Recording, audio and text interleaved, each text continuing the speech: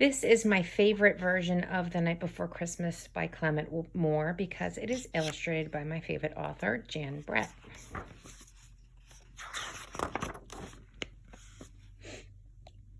"'Twas the night before Christmas, and all through the house, not a creature was stirring, not even a mouse.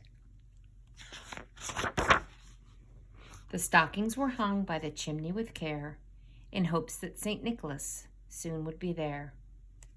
The children were nestled, all snug in their beds, while visions of sugar plums danced in their heads.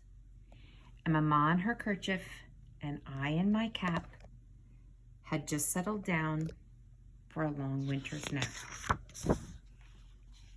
When out on the lawn there arose such a clatter, I sprang from my bed to see what was the matter.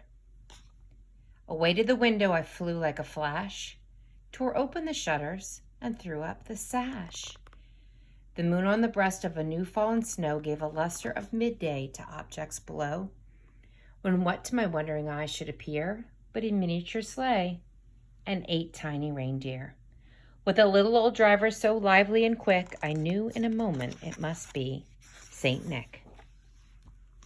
More rapid than eagles, his coursers they came, and he whistled and shouted and called them by name. Now Dancer, now Dasher, now Dancer, now Prancer and Vixen, on Comet, on Cupid, on Donder and Blitzen.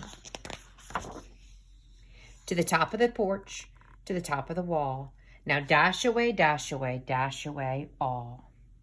As dry leaves that before the wild hurricane fly, when they meet with an obstacle mount to the sky, so up to the housetop the coursers they flew, with a sleigh full of toys, and St. Nicholas too.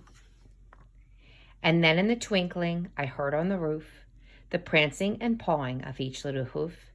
As I drew in my head and was turning around, down the chimney St. Nicholas came with a bound. He was dressed all in fur from his head to his foot, and his clothes were all tarnished in ashes and soot. A bundle of toys he had flung on his back, and he looked like a peddler just opening his sack.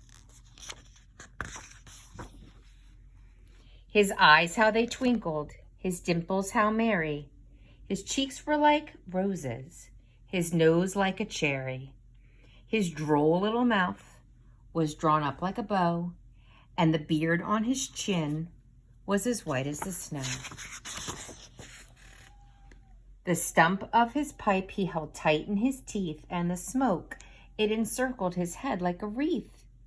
He had a broad face and a little round belly that shook when he laughed like a bowl full of jelly.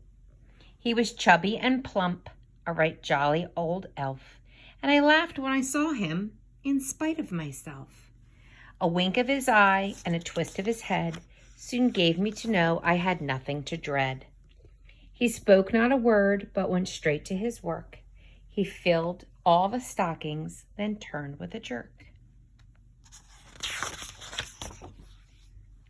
And laying a finger aside of his nose and giving a nod, up the chimney he rose. He sprang to his sleigh, to his team gave a whistle, and away they all flew like the down of a thistle. But I heard him exclaim, ere he drove out of sight, "Merry Christmas to all, and to all a good night."